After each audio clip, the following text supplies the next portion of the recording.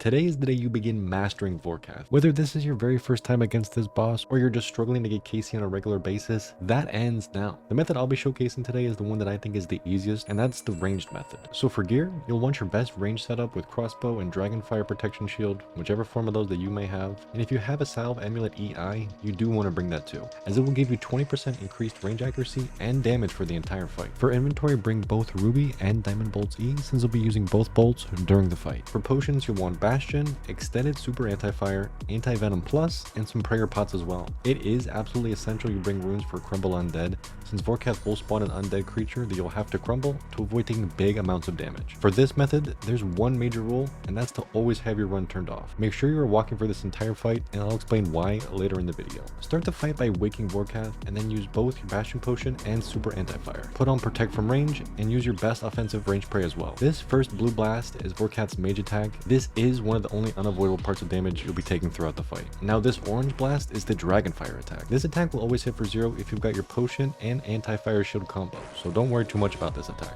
This spiky ball is Vorkath's range attack, and from my experience this is the stronger and more accurate between the mage and the range attack, and that's why I prefer to camp protect from range. This next part of the fight is the slime walk phase, where Vorkath will spit up acid pools and you have to avoid them at all costs. Now this is exactly why we have run turned off and true tile indicator turned on. We'll be using this blue tile, which is the true tile indicator, and the tile that the game registers that your character is on. So by walking, your character will stay one tile ahead of the auto fire projectile Vorkath shoots out, and as long as you can avoid the acid pools, you can take minimal damage on this phase as well. This pink blast will turn off all your prayers, so once this attack hits you, make sure you turn your prayers back on and you're good to go. Now this meteor attack that Vorkath throws up is potentially the most dangerous of all attacks, and it can one-shot you even at high HPs, so make sure you're standing at least 2 tiles away in any direction from where the attack lands, and you'll be able to stay safe and take 0 damage. Now this blue and white attack signifies the second special attack that Vorkath does, and this is why you brought Crumble Undead. The attack itself will freeze you in place, and during this, Vorkath is immune to damage, so don't bother attacking. Vorkath will throw out a zombified spawn, and you'll have to cast Crumble Undead on it. The spell will always one-shot the spawn, so as long as you're able to cast the spell in time, you'll take 0 damage, the freeze will end shortly, and you can then resume the fight. This green blast is the last remaining attack from Vorkath that we haven't seen yet, and this is why you bring anti-venom potions. This attack will venom you, but as long as you've got the correct potion, there's nothing to worry about, and you'll take 0 damage from this attack. I will say the slime walk can be tricky to get used to, but as long as you're walking and have true tile on, aim for the bigger patches of free space and alternate between the furthest left and right tiles. Overall, Vorkath is a challenging fight, but I find the range method is most beginner friendly and will get you used to the different mechanics of this boss, and eventually you'll be able to get multiple KC trips with no problem at all. Just after 2 kills there, I made a free 450k, and that's fairly common from a Vorkath trip, so I'd certainly recommend getting this boss down. If this video helped you in any way, please consider leaving a like, as that helps the video out greatly, and I'll catch you in the next one. Peace!